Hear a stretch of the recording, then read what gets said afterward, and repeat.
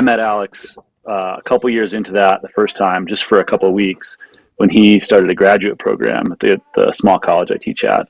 And then he just disappeared until about 2017, and then showed up again.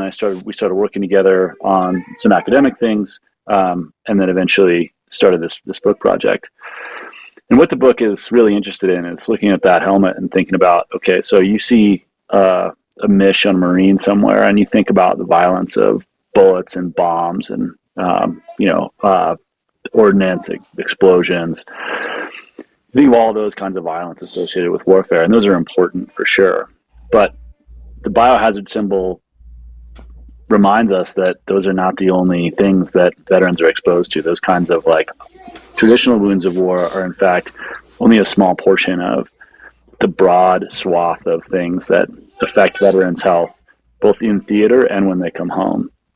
And the three that really struck us that overlap in a lot of ways were toxic exposures, which isn't just burn pits. I mean, burn pits are the thing that most of the veteran community knows about, because folks at nonprofits like Burn Pits 360 have done such a good job of creating that registry and creating awareness around that.